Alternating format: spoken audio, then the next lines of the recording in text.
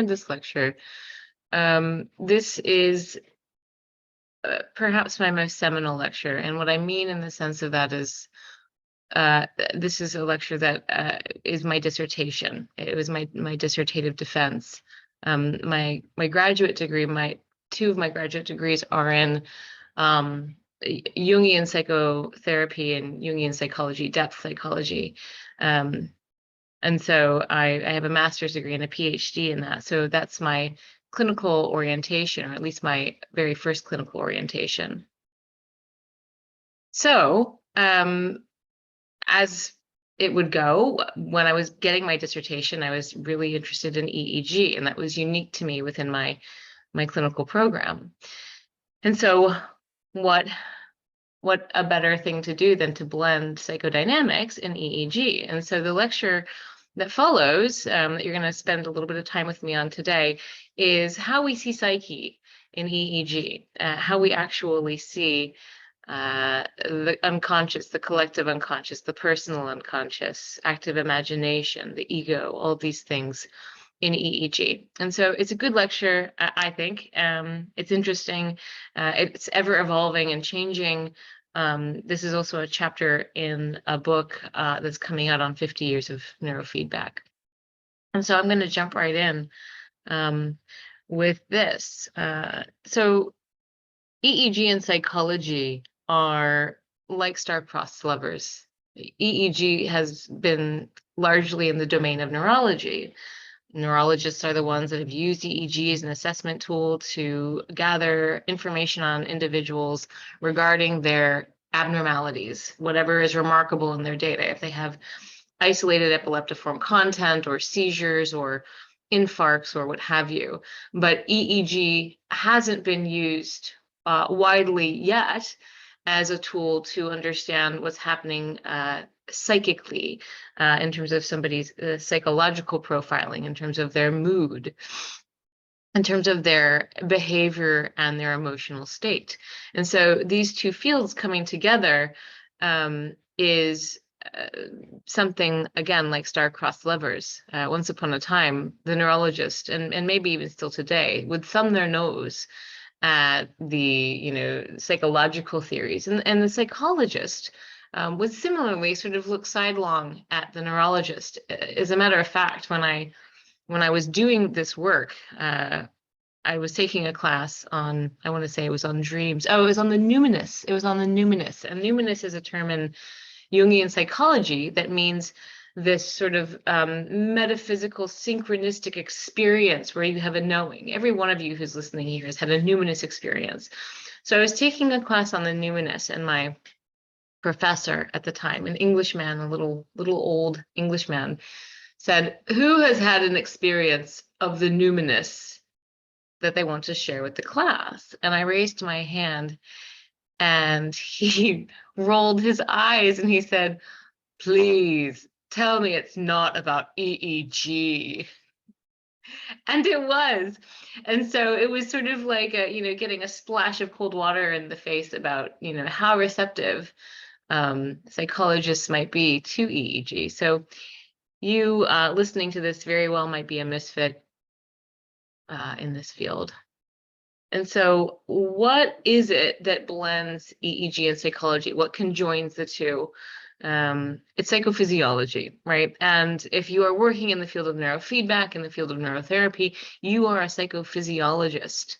And that is a term that is made of the two etymological roots, psyche, soul, right? Mind or spirit, and then physis, which means nature, growth, or development. And so what we're looking at is the physiological basis of psychological phenomena. And that is fundamental, I find, particularly when you're describing what you do to people, when you're explaining to patients what it is that you do. What we're doing is we are addressing the physiological corollary to the psychological expression, and the mind and the brain are inextricably linked, right? One creates the other. The body and the mind are also linked up, right?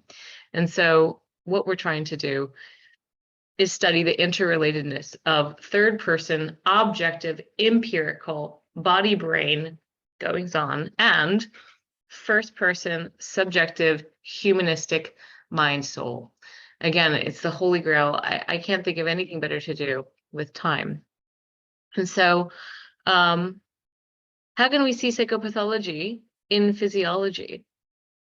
This is the trick, right? This is the art, and it's the clinically assessing, excuse me, psychophysiological correlates with subjective reports. And so your patient comes in and they say, well, I'm experiencing anxiety, depression, ADHD. And if they're like a normal patient, they're going to rattle off a series of symptoms. Your job, if you're in the field of EEG, if you're in the field of neurotherapy, your job is to understand foremost what is the expression of that same phenomenon in their data.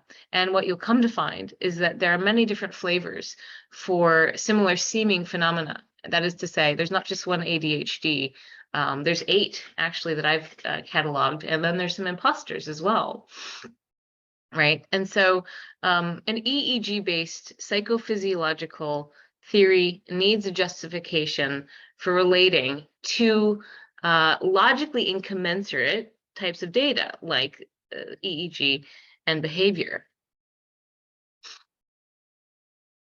And so we really can't ignore one or the other. We need both the physiology and the psychology to provide an entire and valid description of a person. And so I'm going to reiterate that. It's a huge statement. It's a very important statement. Both physiology and psychology are needed to provide an entire or valid description of a person. And so it's common today that the fields of neurology and psychology are kept apart by their respective academic circles and clinical powers. And so this thumbing of the nose has unfortunately endowed both camps with entanglement and rivalry and disregard. And in my opinion, if you come across a professional and you find that they are threatened or dismissive of science research, something that they don't necessarily understand, you're better served to turn the other direction, because it indicates that individuals' experience of their own identity is really problematically tied to their ability to help you. So I'm going to go back to the roots of the flourishing of psychology to begin, with misfits and infighting. And we're going to start out with, of course, Sigmund Freud. And if you're in the field of psychology, if you're in the field of mental health, even if you're not, this is a character who you're going to know, right? Sigmund Freud, his career really took off in the beginning of the 20th century, and he invented the talking cure, right? He invented psychoanalysis. And that was essentially where the patient would lay on a fainting couch, and Sigmund would sit behind them, and they would talk, and he would sort of listen and make a few comments. And a lot of his theory was based on transference, countertransference, right? What they're projecting upon him, so on and so forth. And so Freud was a big deal, and he drew into his camp a lot of talented individuals, and one of them was the young Carl Jung, right?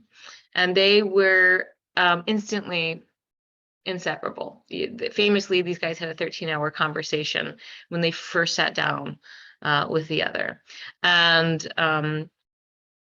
you know, after about 11 years working together, Jung, in an anguished state, he had to move forward with his own theoretical interpretation of psyche and the unconscious. And we're going to talk about that a little bit, because it was a great rift in their relationship, and it pulled Jung from Freud and Freud from Jung. And Jung spiraled into a madness. And so the bifurcation of Freud's theories by Jung is one of the spectra that we're going to talk about today. And so, you know, people think that this was a fundamental, unavoidable rift. You know, Freudian thought was coming out of the Enlightenment, and the Enlightenment was a period of time of reason and logic and Hobbes and Locke and Intellectualism was really prized. But then, of course, right after that was the Romantic time period of Walt Whitman, Emerson, Thoreau. And so the Romantic paradigm took into account the imaginative and the intuitive. And so this was one of the fundamental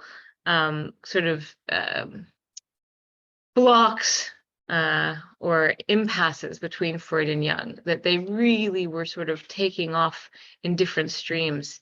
And one of the things that Freud was up against, and Jung, but Jung paid little mind, was the beginning of the schools of behaviorism. And John Watson, B.F. Skinner, these were some of the first experimental psychologists that said this needs to be, whatever we're studying in psyche, in behavior, needs to be verifiable, replicable. It needs to be something that we can prove. It needs to be something that we can objectify, that we can isolate. And so, there are layers and levels of misfits in infighting that are occurring, where people are staking their claim to their own knowledge and turning their back to any other perspective that might challenge their own. And we've seen this in many fields. In neurotherapy alone, particularly the early days, there was a great deal of infighting between some of the founders of the field. There's a book called Symphony in the Brain, which beautifully lays out just how much fighting was going on, infighting in the field of neurotherapy. And so neurotherapy has some gnarly roots, right? A lineage that's a little bit challenging. And so we are born of this, and many of us are also misfits in our own right, which I think is delightful, by the way. So some of the fundamental differences between behaviorism and psychodynamic schools were, on one hand, behaviorism says we want it to be quantifiable, psychodynamic, qualitative, right? Objective, says behaviorism, subjective, psychodynamic. Each individual is their own expression. Measurable, unique, verifiable, humanistic, right? Replicable, non-repeatable. And so these two camps are very divergent. And, the young student who's trying to get into a psychology field, I find many are sort of struck with this challenge where they want to do research, they want to run studies, they want to publish. They're interested in the science of it, but they find that they can either be a clinical psychologist, a clinical therapist, where they're able to work with people in a meaningful, heartfelt way, or they have to go and work in a lab and sort of be a stony researcher behind a pad and a pen. And so the good news is neurotherapy is really a nice blend of the two, where you get to be in the computational neuroscientific analysis of the individual and at the same time connect with the human who's there with you. And so this lecture begins in a precarious place. One is between the unconscious as it's seen in the psychodynamic schools, right? The unconscious saying, unconscious perspective of, the ego is the very tip of the iceberg, and the unconscious is this vast, huge formation underneath the surface of our awareness of all of the things that belong to us individually and us collectively. That's the unconscious in a psychodynamic sense. And the unconscious in a scientific sense, an empirical sense, is being zonked out, conked out, knocked out, being knocked unconscious, right? Very, very different things.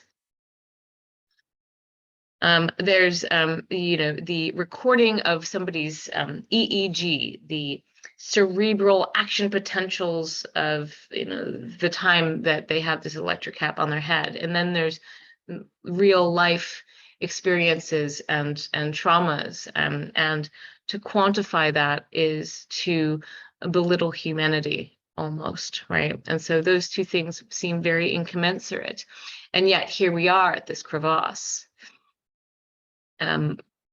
we're looking at, what's in the DNA, what's in the genes, what's being expressed, what are the epiphenomena that are occurring in a genetic way, and we're looking at the fundamentals of nurture, right? Nature versus nurture. And so if you are in alignment with, at least with me in this regard, we aren't either or, we're both.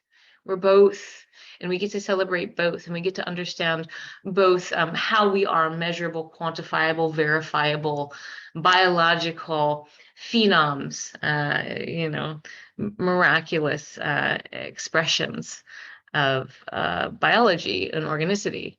But we're also human, and we love and we grieve. And all these things are valuable, and they all deserve to be celebrated. So let's jump into some of the fundamentals. I quite like this slide because I feel like even if you know this, it's really fun to get a refresher. And so we start out with Sigmund Freud's model of the psyche. The seminal trifecta of the psyche was Freud's pièce de résistance. This was his big deal, and everything else kind of bloomed from this. And so what Freud said in 1915 was that there were these three major pieces to the psyche. There was the ego, there was the superego, and there was the id. And what Freud said was that the superego was the moralizing force of the individual. And right around age 5 was when it really started to show up. And it's sort of the shoulds. You should eat your vegetables. You should say please and thank you. You don't show your underwear to a stranger. Children are supposed to be seen and not heard. I mean, whatever was going on in 1915. But that's the moralizing superego. And as the individual matures and develops, it turns into this sort of experience of self in the highest sense, but it is conflicted, right? As we know, particularly in this very fascinating point in time, culturally and evolutionarily, when we're really being forthcoming about our own egoic tendencies. I digress. So there's a superego, and down there in the deeps is the id, right? And the id was akin to the unconscious in Freud's initial theory, right? And this was the amoral motives and drives, right? This was that part of the human that said, do I, the animalistic part that said, do I eat it? Do I fight it? Do I screw it? Do I run away from it? And so the id, the primal libidinal sexual, urges that make up the human was a dynamic tug of war with the superego via what? Via the ego. So the ego was this thing between these two disparate poles. And the ego sort of had to, maintain a sense of balance between the two forces. When things got repressed or suppressed, of course, they went down into the unconscious. And then there's also the notion of the preconscious, unconscious, which we'll talk about. But that's Freud's main shtick, right? And then Jung came along. And after so many years of hanging out with Freud and Freud's, homies, Jung had to break, and he said, I really like a lot of what Sigmund Freud laid down. However, I believe that there is this capital S self that we are fundamentally. And yes, it's divided. The psyche is broken into all of these disparate pieces, but of course, they're all interacting functionally. And so he said the unconscious, which Freud had pretty much said is this sort of amoralistic, seething cauldron of, unscrupulous motives. Jung said, yeah, well, the unconscious is a little bit more dynamic than that. There's the personal unconscious, and then there's the collective unconscious. And the collective unconscious is based upon 2 million years of our ancestral baggage, our collective ancestral baggage. The unconscious is built of archetypes and of phenomena that is transcultural. We all share this, right? And he said, there's also the personal unconscious, and the personal unconscious is yours.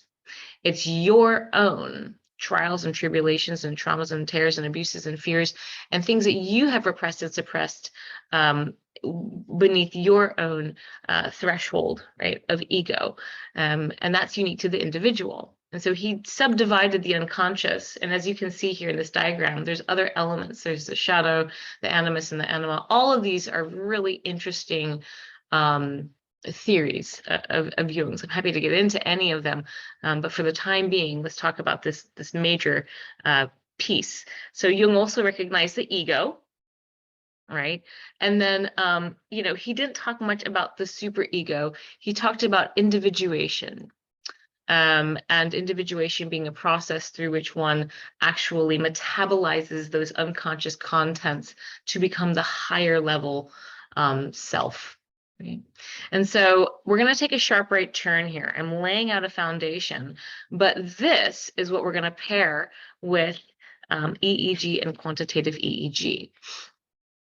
Right. And this is where it gets very exciting, because what you're looking at on the left is what I would call the seminal script of the individual. So your EEG is beautiful. Anybody's EEG is, because in it is a chronology of that person's experience in life, both from a genetic perspective and from a nurture perspective and from the perspective of what's happened to them. You can see an individual's evolution in their EEG. You can see their devolution in the EEG. And then you can quantify it. If you want to quantify it, you can look at it from 1,000 different angles, and it's really exciting and fun.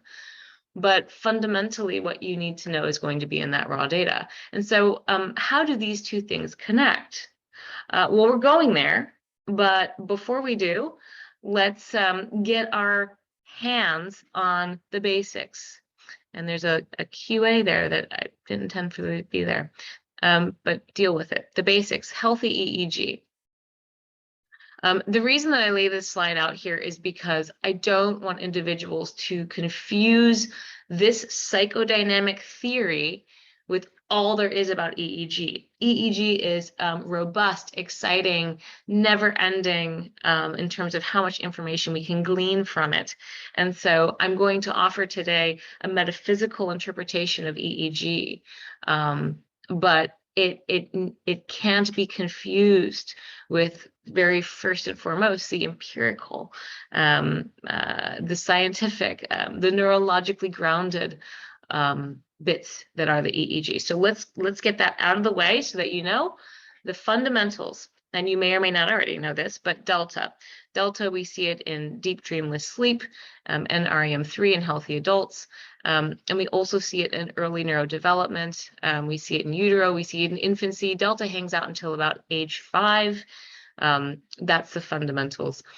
Theta, theta used to be thought that we saw this in dream state and REM sleep. Now we know that REM is usually more of a low voltage EEG. But theta can indicate a hypnagogia. When you're in NREM2, we see these midline vertex sharp waves that are theta in their frequency.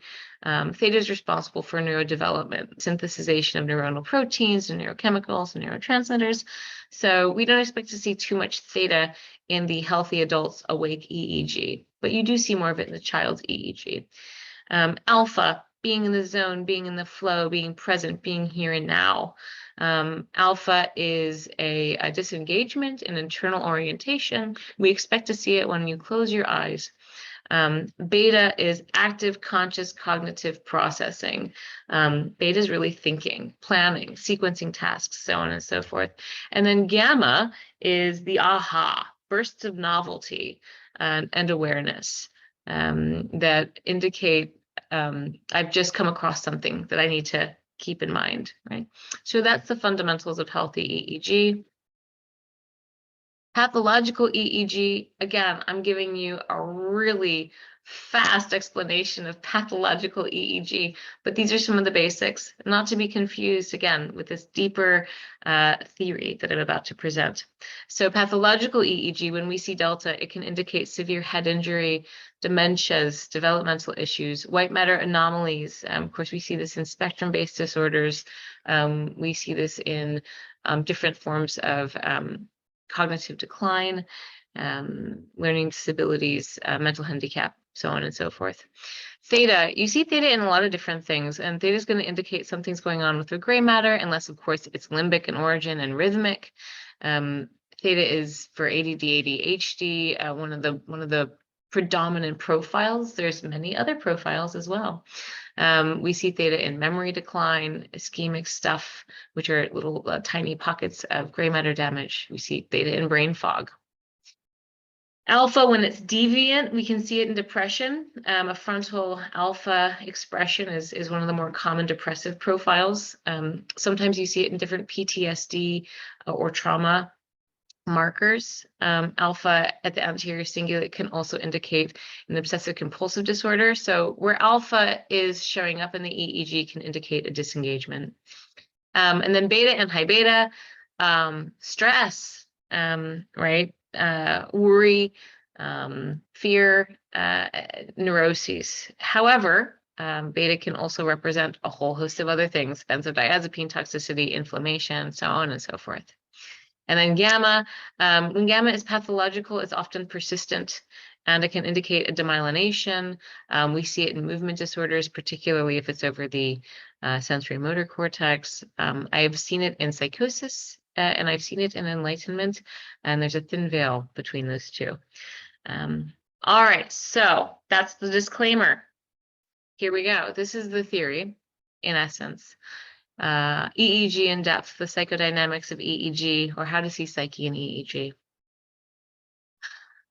I wager that delta is what representative of the collective unconscious, and theta is representative of the personal unconscious.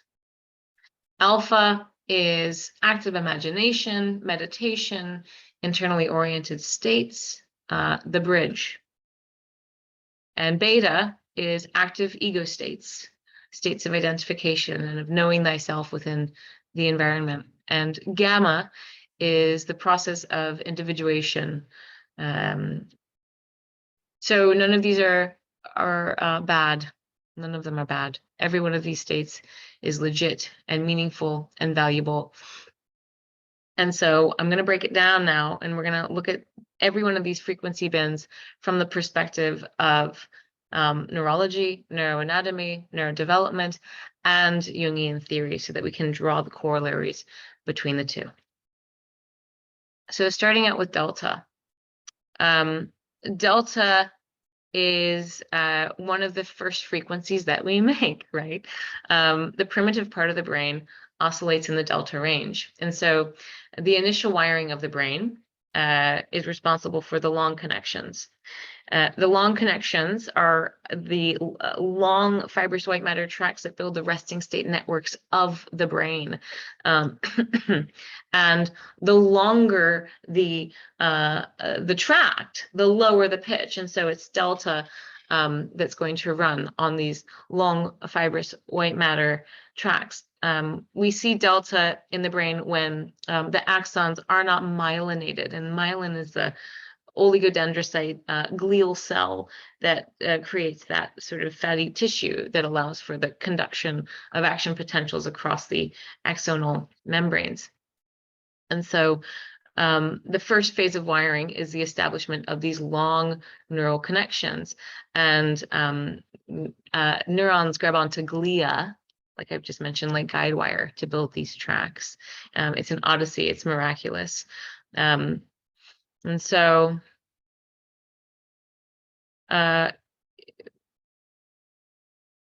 delta, of course, pathologically, let's see if this works, there we are, can indicate stuff like brain injury. Of course, we see it in the infants. We see it in people whose brains are myelinating.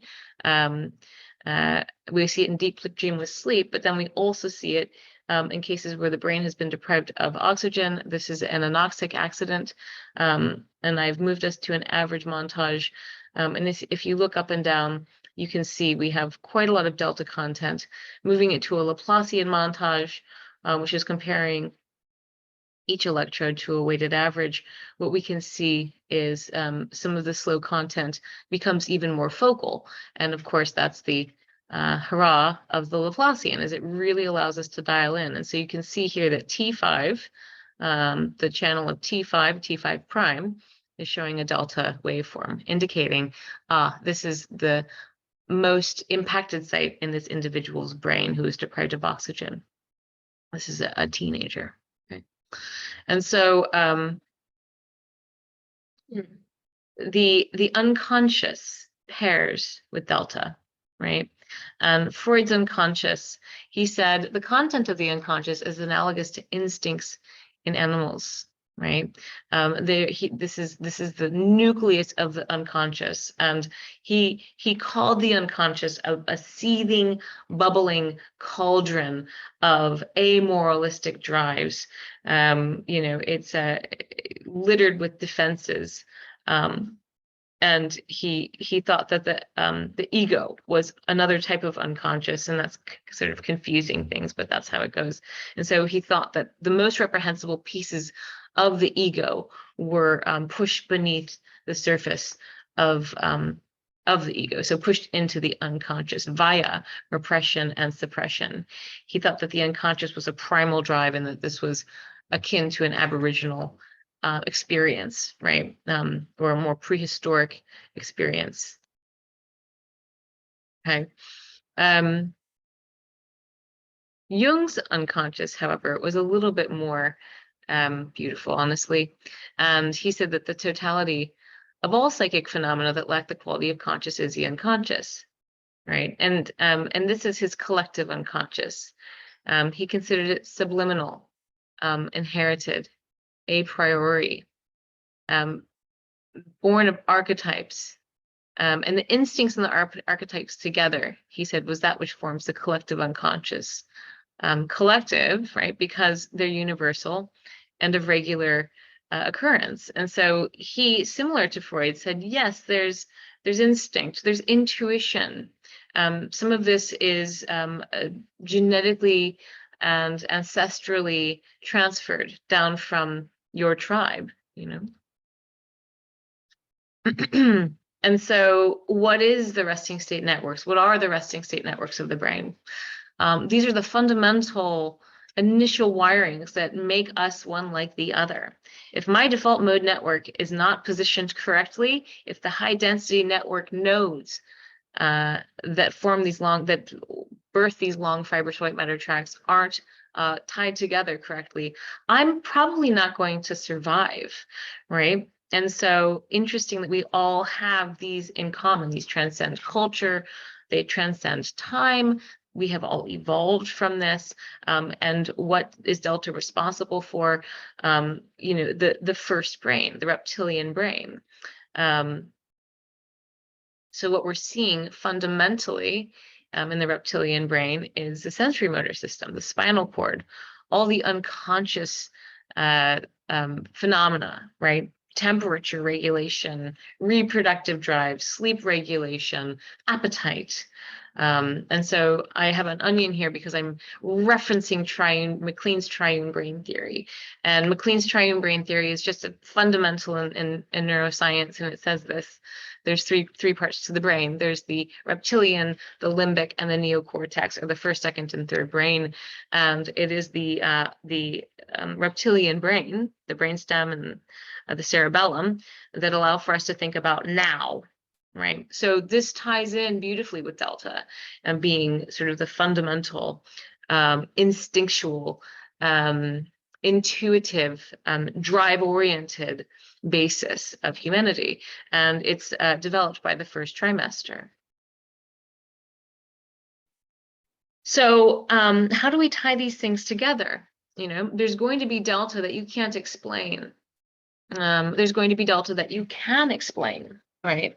And this is a precipice that I find myself at. I'm still a little loath to jump into sort of a intuitive diagnostics of an individual's injury, but it's fun to think about, and that's where I am today. So that's what I'll share with you. And so this is a 62-year-old man, business owner. He had a hemorrhagic stroke, which is a bleeder, right? He's experiencing a tremendous amount of depression after this, anxiety, obsessive rumination and worry, mental fogginess and mood swings. He cries at the drop of a hat. And as you can see from the quantification here, we have a lot of slow content, 1 hertz being the dominant frequency. But if we looked at it from a normative perspective, we see that he's really maxing out at 2 hertz from a normative perspective. And so we see a focal slow at an area called Brodmann area 2022, and that's the superior temporal gyrus, right? You know, this delta, what it indicates is that the white matter has been affected, the white matter has been damaged. And because this guy had a hemorrhagic stroke, particularly with his set of symptoms, there's a cerebral vascular origin to the slow focus, right? And he had high blood pressure. And so that's what happened. So is it as simple as a blood vessel bursting? Right. I mean, yeah, from a scientific perspective, it is, right? It's absolutely that simple. And so from a strictly empirical perspective, this makes sense. You know, but from a more metaphysical or a depth psychological perspective, what's happening to the individual, right? This brain is trying to heal itself. What was it that caused the stroke in the first place? And so if you're looking at I guess I'm just going to say the metaphysical origin. If you look at Carolyn Mace and Sheely's work, you know, which is sort of psychoneuroimmunological findings, they believe that stroke is caused emotionally by the inability to trust the intentions or activities of others, right? So a mental state where certain fears become compulsive. And the shadow of fear is met by a compelling need to control. What do we see in the bursting of blood vessels? We often see an arthrosclerosis. What's arthrosclerosis? Well, that's a hardening of the blood vessels and capillaries to prevent flexibility. And so, you know, there's a little bit of unraveling thread here that I'm presenting to you, and forgive its messiness. It's messy because I don't completely have my head wrapped around it yet. But what I am saying is that I don't believe that this is just an accident. I think that there is something deeper at work. I think that there's potentially value in the individual's experience, right? Nothing good or bad. So let's get into emotional trauma. If you saw that little quote that I threw up earlier, it said, the brain responds similarly to physical insult and injury and psychological insult and injury, right? And so what about neglect? Now, this is in a linked ears montage, which is a little bit challenging if you're an EEG snob, but like I am, what I wager is that we're responding as human beings to emotional goings on with similar expressions as physical goings on, if they're damaging, if they're traumatic. Now, what we're seeing here is a 1, 2, and 3 hertz focus at the posterior cingulate cortex, one of the high density network nodes in the brain. That's that white spot there, and it's a little bit green and 1 hertz at the back of the head. And then, of course, we see that theta content as well, right? I've circled there his alpha, but my the point that I want to make here is that our system, delta, it's responsible for more than just white matter stuff. It's responsible for intuitive knowings. What happens when we are infants? Well, we're using what we have available to us in order to make sense of our environment. And if you're fundamentally in a delta state as an infant, because you're spending 50% of your time sleeping, and then, you know, you're wiring up, and you're very impressionable, very, very malleable. Delta, if it's asked to stay online, I'll say that again. If delta is asked to stay online, which it would be in the case of, let's say, developmental trauma, you're unsure if your environment is safe or unsafe. And so what you do is you use what you have at your disposal to survive, right? Because we're not here to succeed foremost, we're here to survive foremost. And so that delta then acts as a radar. It acts as a radar that allows for you to understand whether or not you are safe emotionally, whether or not you are safe physically. And what it endows the individual with is a silver lining of an enhanced intuition, potentially clairvoyance, clairaudience, clairsentience, dare I say, even psychic capabilities. Very often when people have experienced early insult and they have a lot of delta, not because they had a head injury, but because their system is generating a delta frequency, which I often think has a central or a bilateral expression as opposed to a focal delta, right? Different types of delta, that it indicates that little system, that little soul was trained early on to be heightened in its awareness, right? And so what we have here is a perfectly healthy person who is in a meditative state. 88 minutes into a meditation, Nick and I, my husband and I, had the good fortune of working with Joe Dispenza for a while, and he does a lot of meditations in his workshops. And so this was a very interesting chunk for an individual where what we saw was a rhythmic delta 88 minutes into the meditation. This person is not sleeping. We're seeing it at the dorsolateral prefrontal cortices.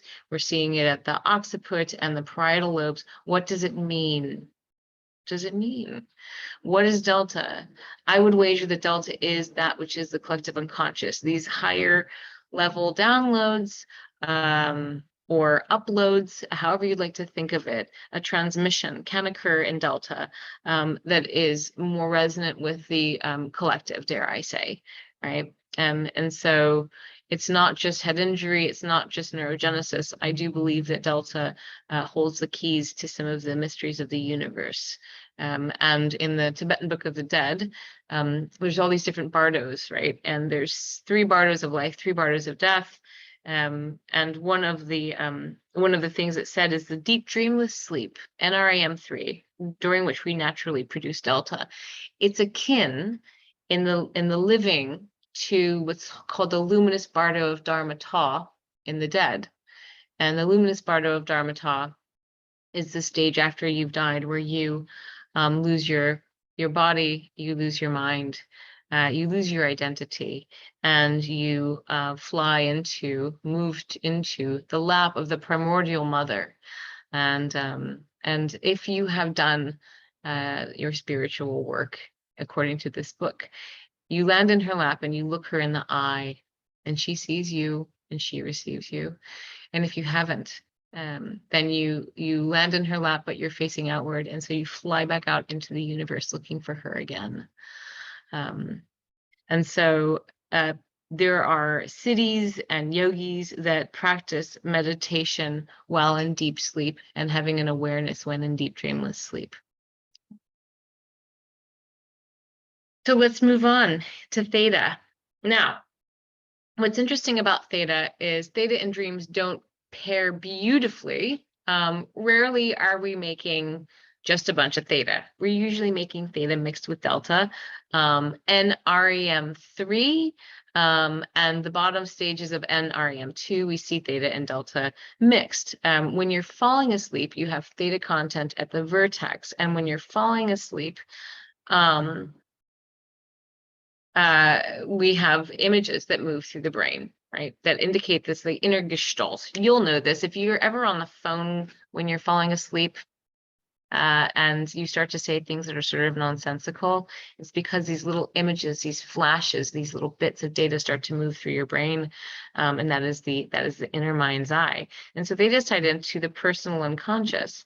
Theta, of course, is a thalamocortical frequency. It's coming from the limbic structures of the brain. And in MacLean's triune brain theory, the limbic structures of the brain are the old mammalian brain. And the good news for us is that the brain builds on things that work, right? It doesn't abandon good ideas. And so the limbic system worked. Now, the second brain, what it allows for us to do is it allows for us to look at not just the present, but also the past. So it was the second brain that allowed for us to calculate precedent as we were making our decisions, right? What has happened before that will change how I'm thinking and feeling. And so theta then is the storehouse, I believe, of the personal unconscious, right? It is that which holds your own trials and tribulations, traumas and tears, abuses and fears, repressions, suppressions, things that are unsavory, traumas that you cannot carry with you in active waking conscious state, lest you fall apart. And so the limbic structures of the brain are those which love, are those which grieve. We share this with all of our animal brethren, right?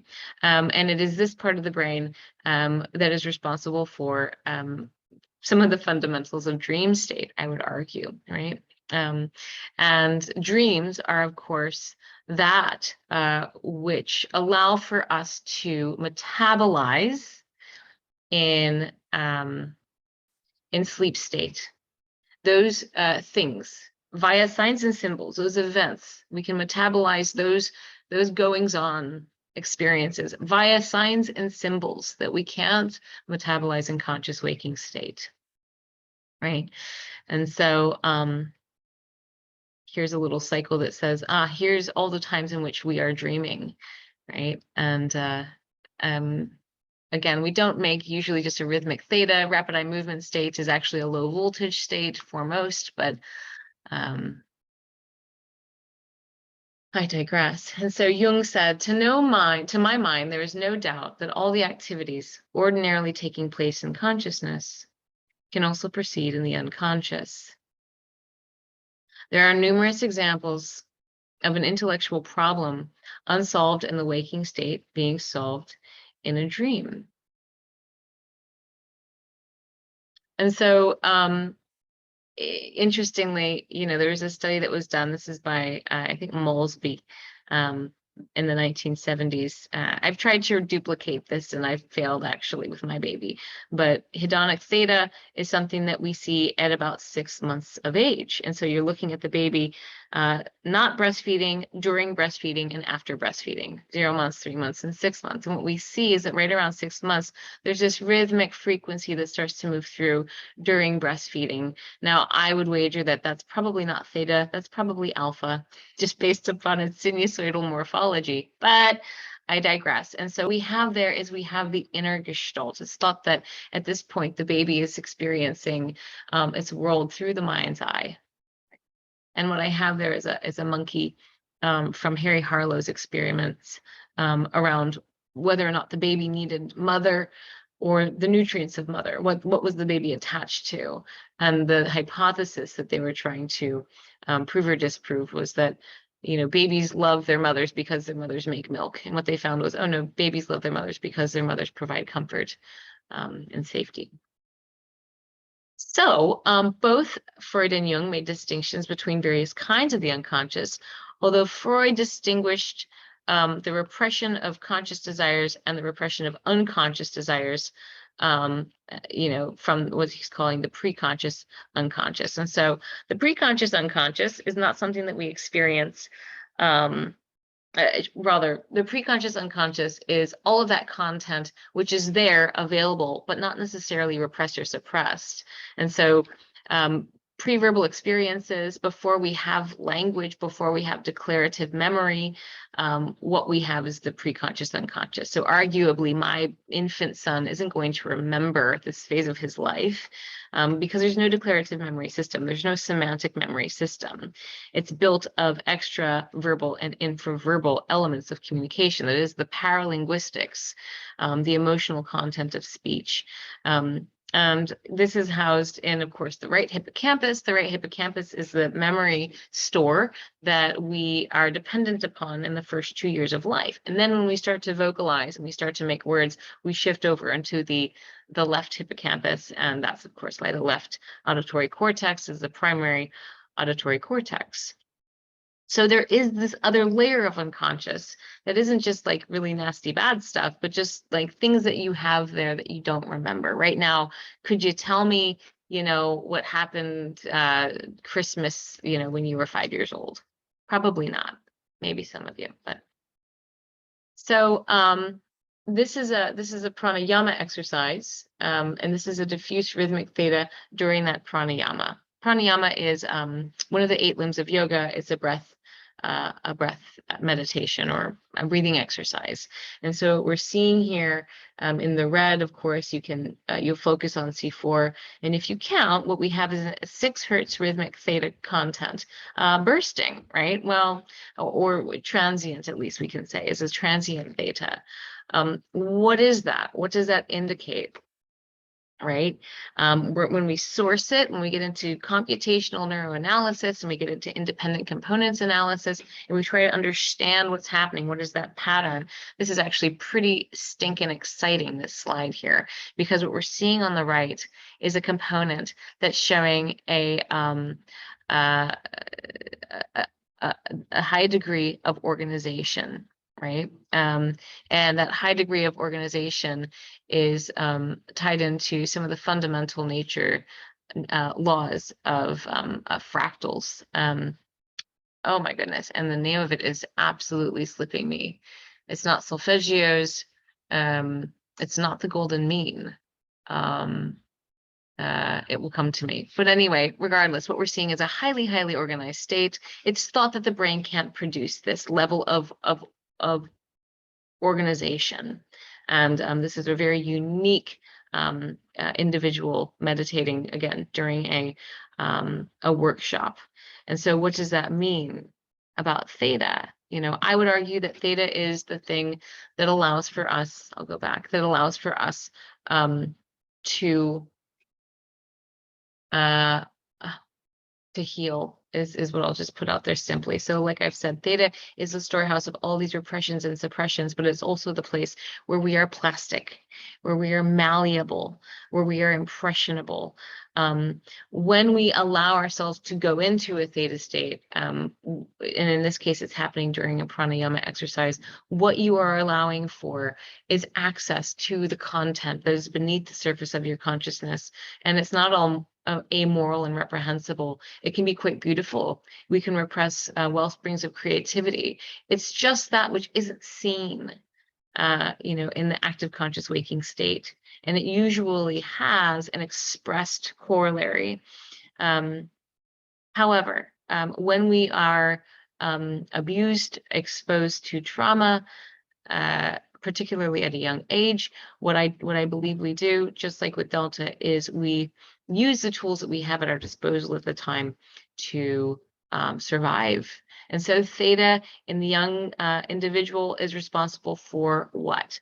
For hypnagogia, daydream, reverie, imagination, fantasy. It's theta that allows for the little kids to believe in Santa Claus and the Easter Bunny and the Tooth Fairy. And so when they are that impressionable, and if they're in a state where they are not safe, what they will do is they will retain, like an arrested development almost, but not quite. They'll retain the tools that they have at the time of the insult to survive. And so here we have theta, a midline theta, and my anecdotal theory that we're working on proving here in my clinic right now is that developmental trauma often is expressed as a central slow or a bilateral slowing, either in the theta or the delta range, dependent upon when the trauma occurred. In this case, we have some beta content in a relative power diagram. This is all normative.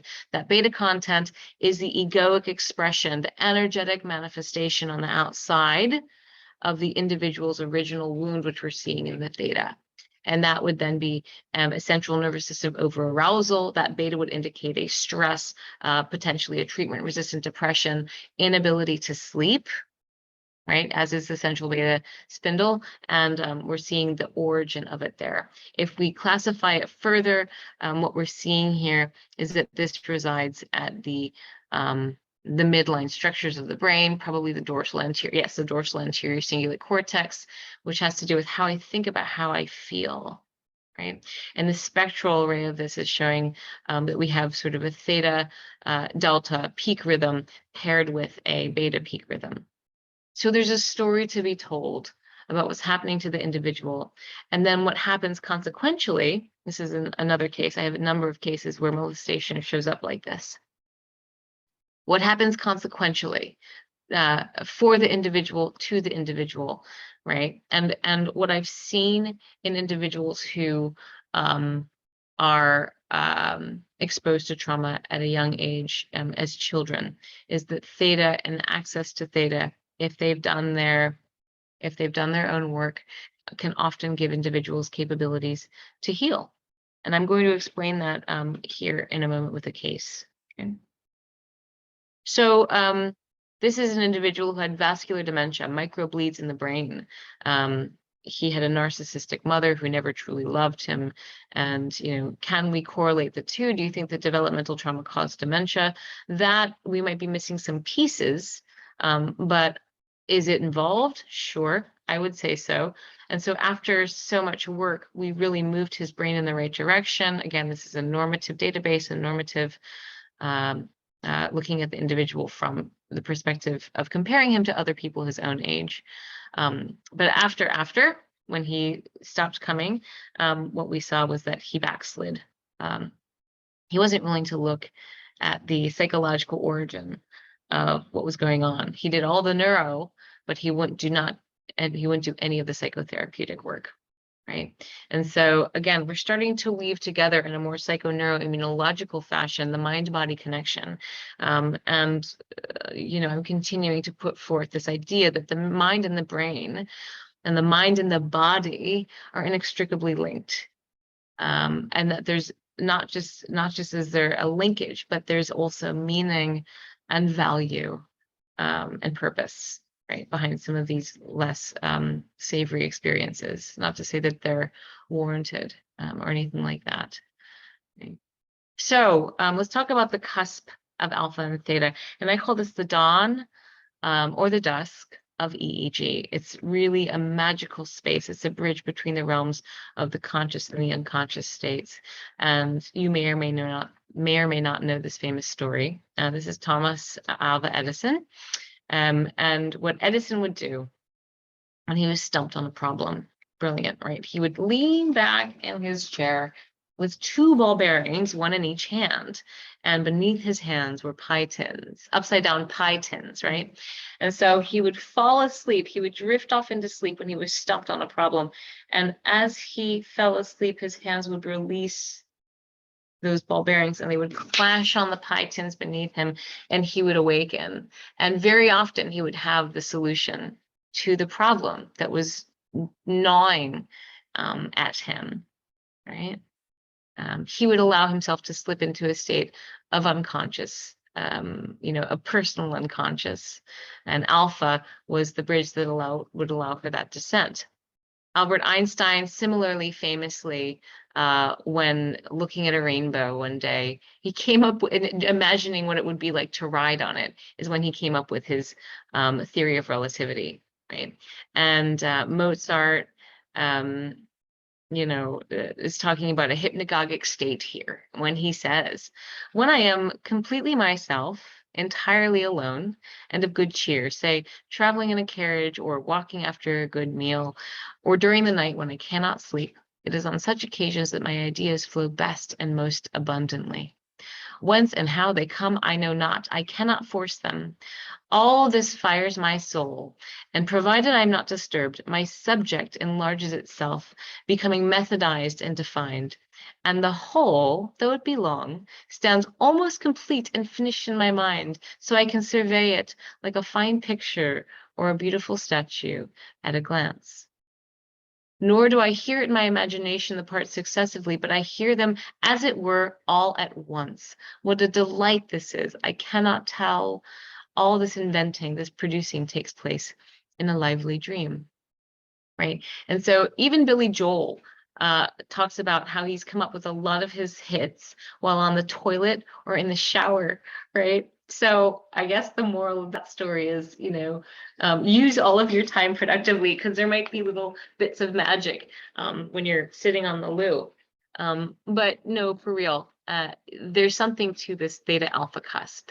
And there's been certain papers that have been written on what happens when we are actively participating in healing. There's a famous paper by Jay Gunkelman and Bill Bankston on what's occurring during healing. And this paper says, Bankston, who is the healer, he has this process where he is moving through a series of images. I've never really done the Bankston method, but I know of it.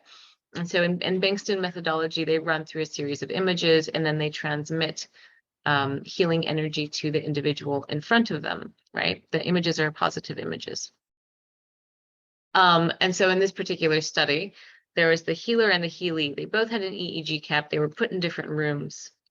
And what was found was that at the same time, the healer and the healee made bursts of 7.83 hertz frequencies, which is the Schumann resonance, one of the frequencies within the Schumann resonance, which is the resonant frequency of the Earth, extremely low frequency portion of the Earth's electromagnetic spectrum.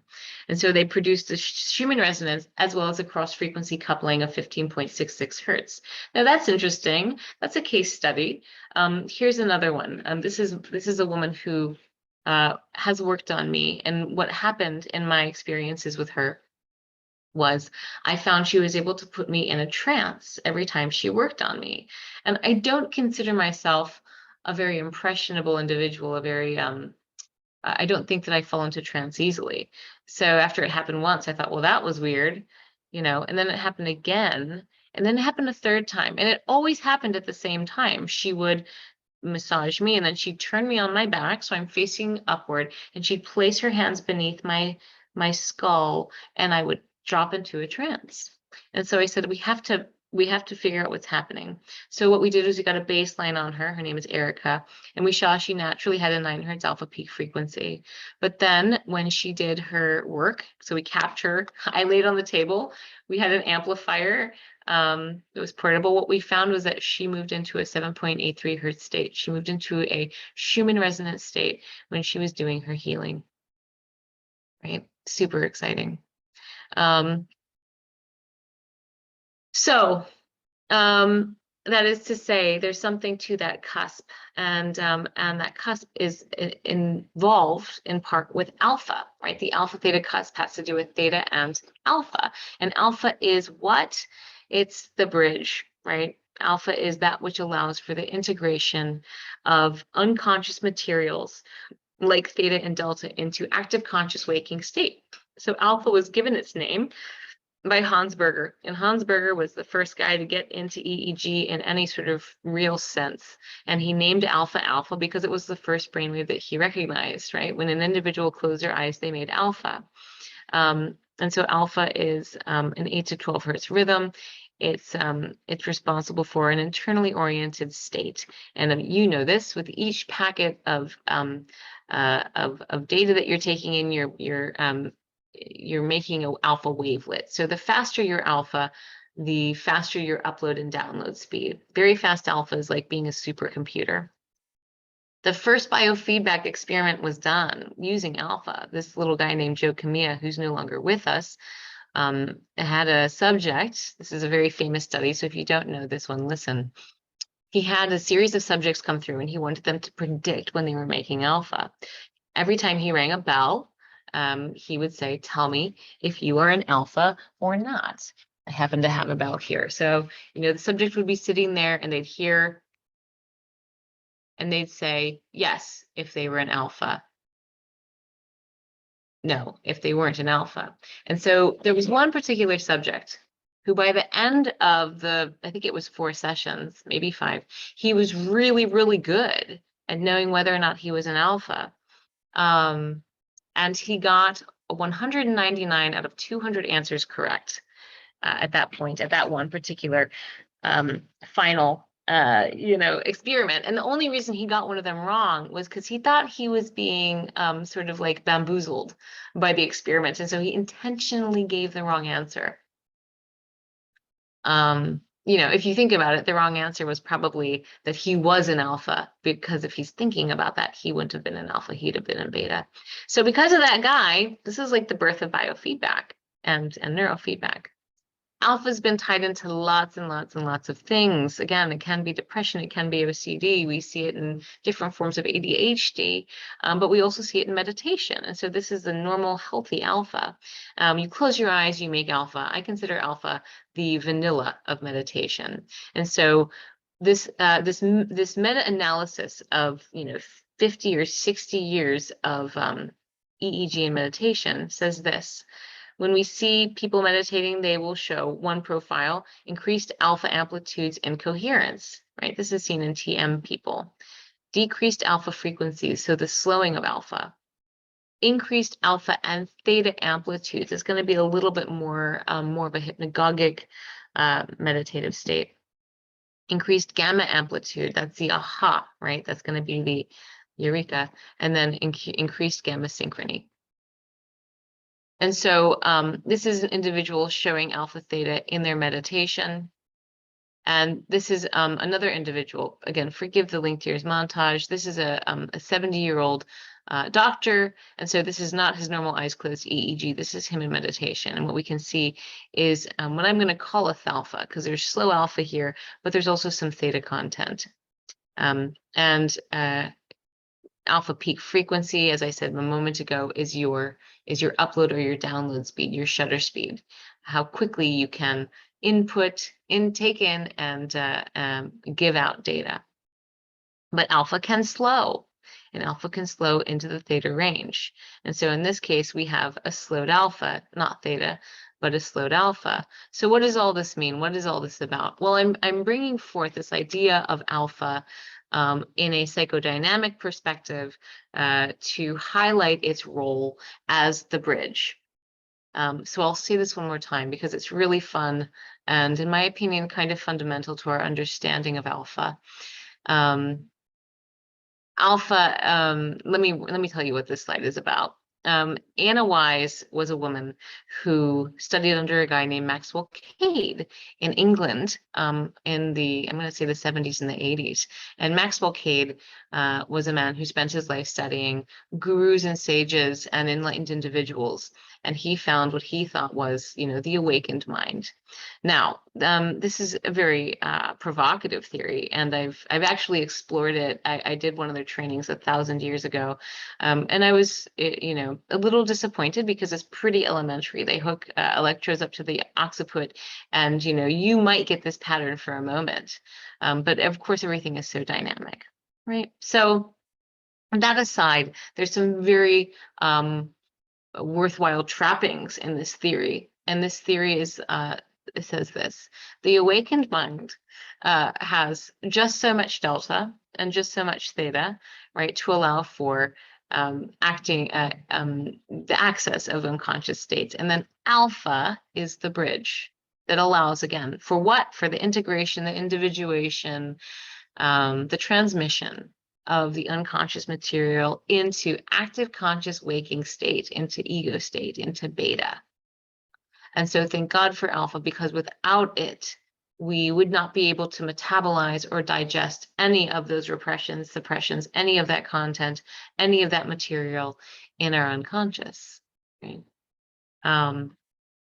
And so, of course, when you see somebody with alpha blocking, that's what I call a white knuckling, right? This is one of the anxiety profiles. When somebody closes their eyes and they don't make alpha, or their alpha goes in the opposite direction, it is a bracing. It's saying, oh, I don't know if I'm safe right here, right now with this person. I don't know where the boogeyman is. I need to be on guard. I am not going to let down my guard. And this is one of the potential responses to traumas, right? To PTSD. So this is where the drawbridge is up. Let's move into, I think, probably the most obvious of all of these, which is the corollary between beta and ego states. Right now, we've talked about the two fundamental parts of the brain. Now we're going to talk about the cortex.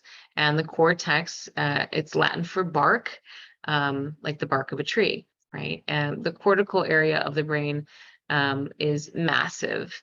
And this is where we have the 6 layers of pyramidal cells that are responsible for the creation of beta. And of course, it also transmits all of the subcortical frequencies up to our little electrodes. But beta is responsible for little local neuronal pools of activity. And so whereas delta and theta are like traveling the continent, right, from one lobe to the other, beta is like staying in its neighborhood. And so beta is responsible for local communication within the brain. And all the things of beta are regarding active conscious cognitive processing. So of course, beta is going to be the storehouse of your experience of yourself. And there are so many layers to what I've just said, right? The experience of self as an embodied being also has, functional corollaries to places like the insula, like the posterior cingulate cortex. But to keep it simple, we're going to say that the experience of self from an identity perspective, dare I say even from a neurotic perspective, is going to play into the creation of beta states, beta frequencies. And so here's a simple before and after, again, a normative slide showing anger in an individual, somebody that had a lot of repressed anger and rage. And after some treatment, we found that his EEG moved. Anxiety, here's one of the profiles for anxiety. This is also tied into drive and insomnia. Essential beta spindle, responsible for wakefulness drive, a difficult time staying asleep, falling asleep, but also interestingly tied into treatment-resistant depression. A good place to go with that particular theory is to see if that treatment-resistant depression also had a central theta or even a delta expression in the independent components. But I digress, right? So beta is tied into neuroses, right? And neuroses are, of course, born of experiences of the self that are, I was going to say disenfranchised. I don't know if that's exactly the right word, but it's a pretty close fit, right? So when do we feel stress, worry, fear, dread, doubt, neurotic experiences? When our sense of self isn't tethered to a feeling of peace and stability, right? And this can be because there's some root of the anxious experience of self in an earlier trauma. We also see criticism coming from the state of the ego, judgment of the other, comparison. And some of these are fundamental primal things, but they're also very divisive. And I've experienced a lot of humanity turning the corner on this one and becoming very conscious of where we're comparing and contrasting and judging in a detrimental way.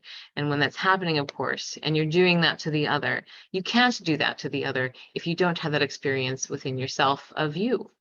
And so the reconciliation of these neuroses is going to be, the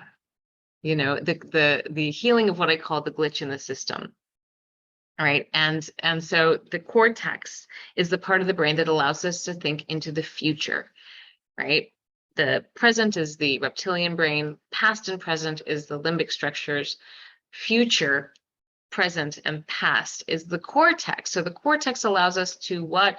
To dig into the library and the storehouse of the past and determine the precedent and then project it into the future. And when we can project it into the future, what does it create? It creates the what if phenomena. What if I don't have enough money? What if my family goes hungry? What if I hurt myself? What if they reject me? What if they don't like me? And so these what ifs are the birthplace of fear. Not fear in a prudent sense, not fear in a I'm going to run from the tiger sense, but fear in a psychological sense that can, of course, create the somatic experience, the ongoing experience of fight or flight, of sympathetic overarousal. And so, again, this is the glitch in the system that I believe that we're collectively overcoming. this idea that that we have to be wary and we have to be fearful and we have to be on guard, because this fear is creating the greed and the divisiveness. I mean, dare I say, the warring that's occurring within humanity now and has occurred for, you know, centuries back. So it takes me into the next piece here, which is gamma and individuation. So why is that on the heels of this? Well, my sense is that the glitch in the system, remember, nature doesn't dispose of things that work, but this sort of like apprehensive, egoistic, perseverative, ruminative, neurotic experience that beta really kind of like shines in, I believe is going to give way to a more, dare I say, gamma heavy state for the human, for humankind. Now, like all frequencies, gamma isn't good or bad. It has high vibe and low vibe expression. And so gamma, when it's behaving well, we see it in bursts. We see it in chirps or bursts, and it reflects the aha, the eureka of the EEG. It reflects the experience of novelty. And so interestingly, we see gamma, in my opinion, in individuation. Individuation being the evolutionary process of the psyche, right? It's so this is an individual who's in a meditative state, and then I have a little video here, and this is low level relative 30 hertz gamma in meditation. But what you see here, as you look at it, as you see, you know, phase and field within these gamma wavelets, we're seeing them sort of burst as they move through.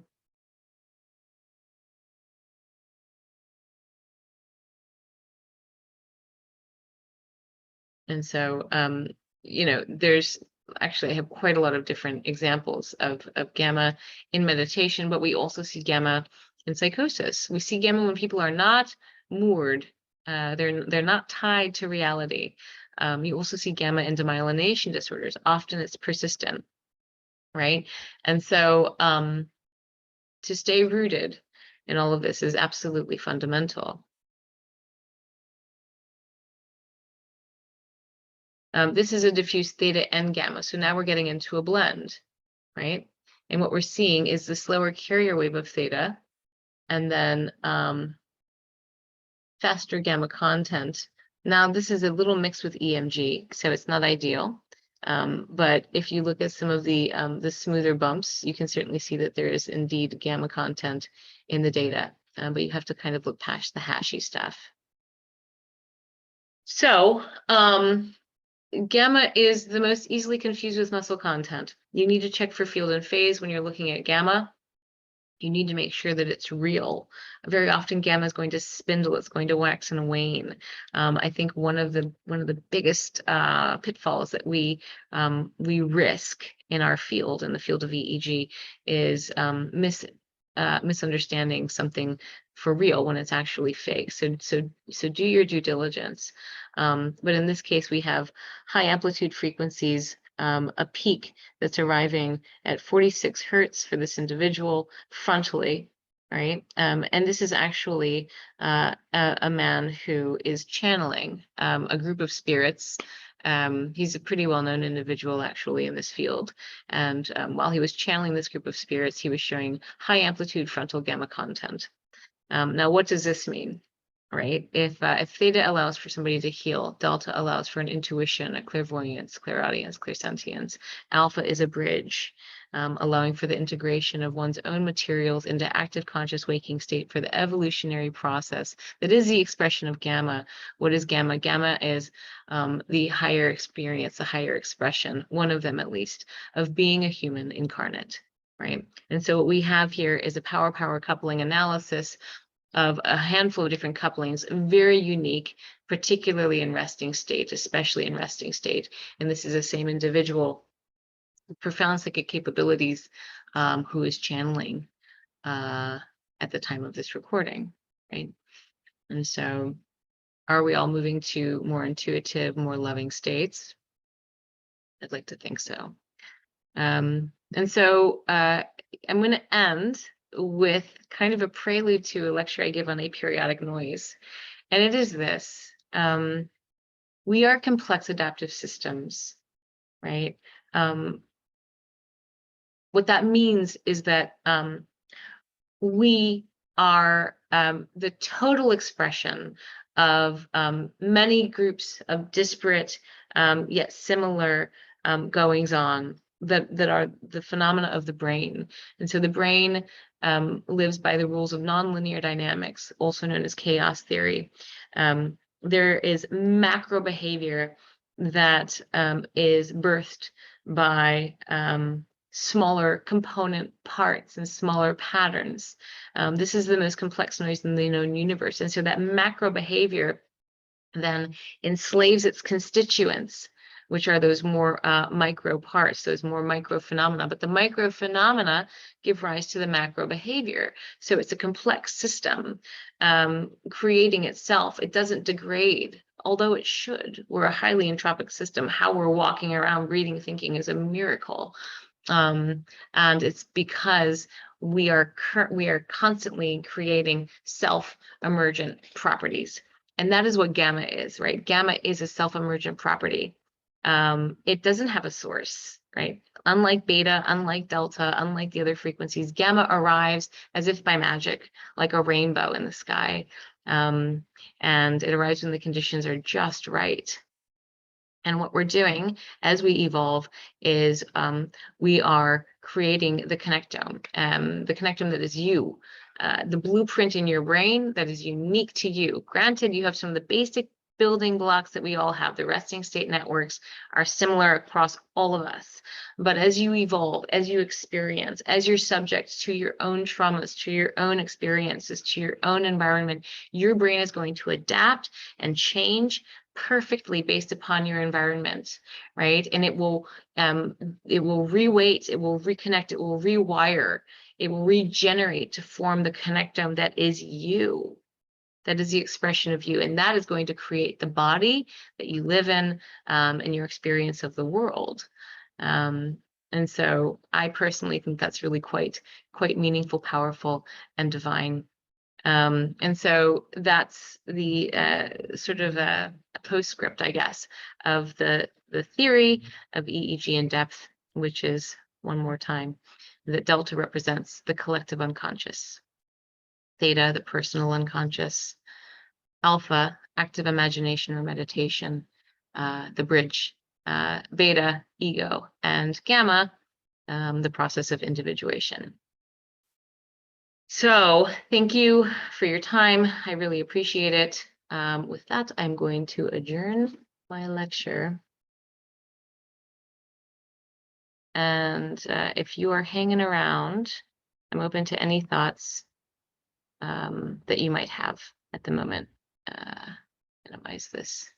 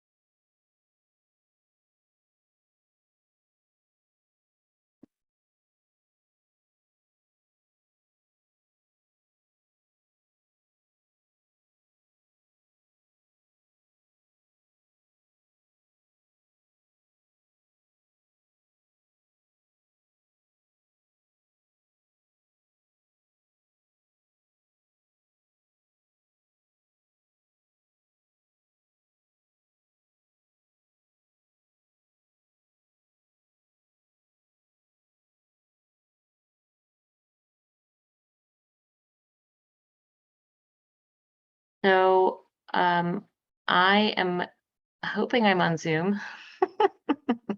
I'm getting the option to end the meeting for all.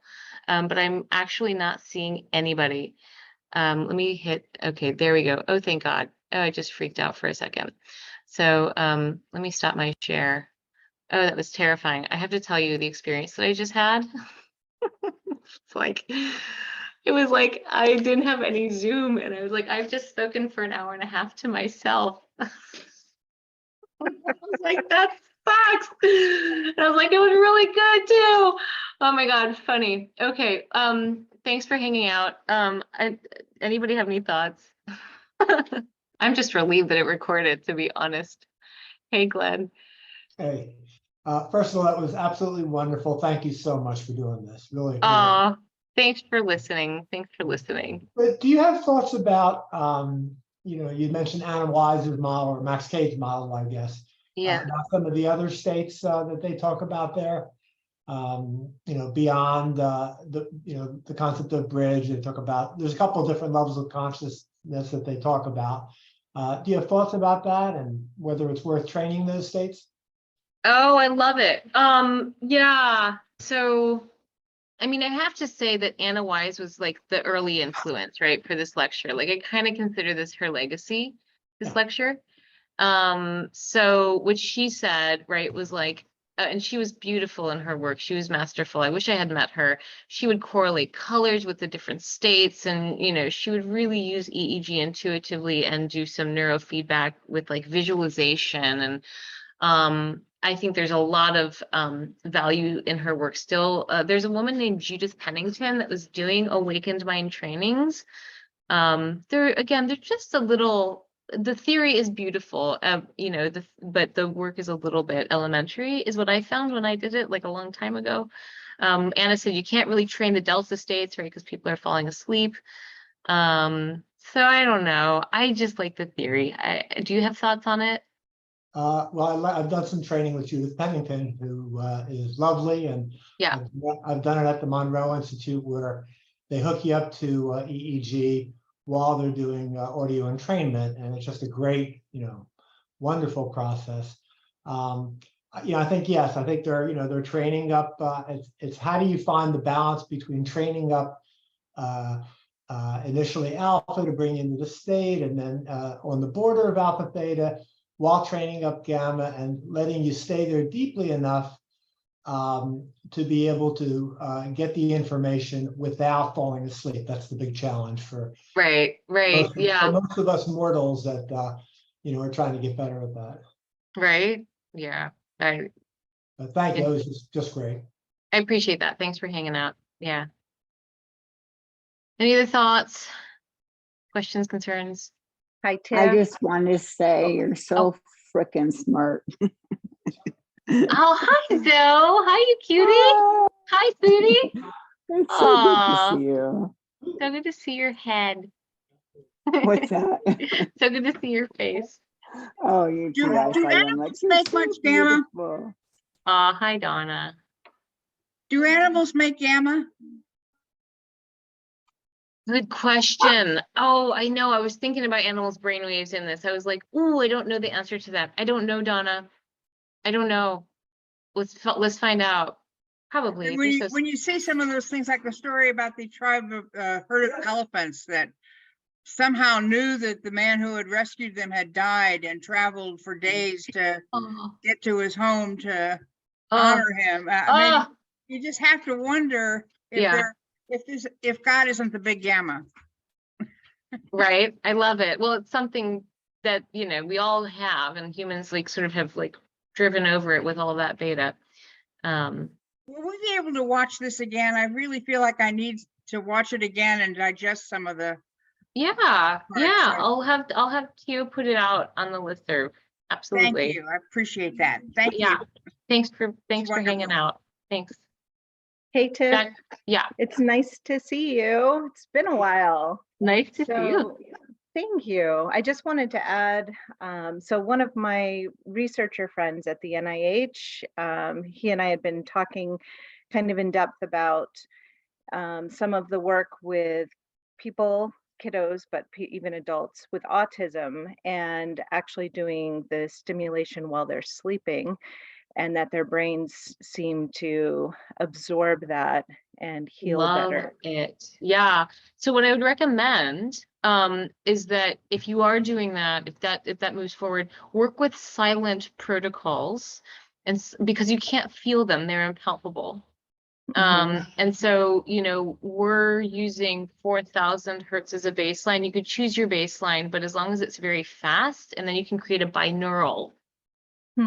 So you need to have two parallel lines of frequencies running. And if you had, let's say you wanted to make like a 13 hertz, you would have a 4,000 on one line, and then you have a 4,013 on another line.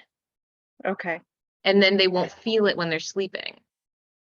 Ah, thank you. Yeah, we're trying that with kids a lot these days. Silence. The jury's out as to their effectiveness. I don't know yet, but yeah, that'd be the way to do it. That's a great idea. Yeah. Well, yours. I mean, not mine. It's collaborative. Yeah. Okay. Yeah. Okay. All right. Great. Great. Well, thanks you guys for hanging out. Good to see you, Frank. Oh, these are some faces. I can't hear you. I can't hear you. Hi.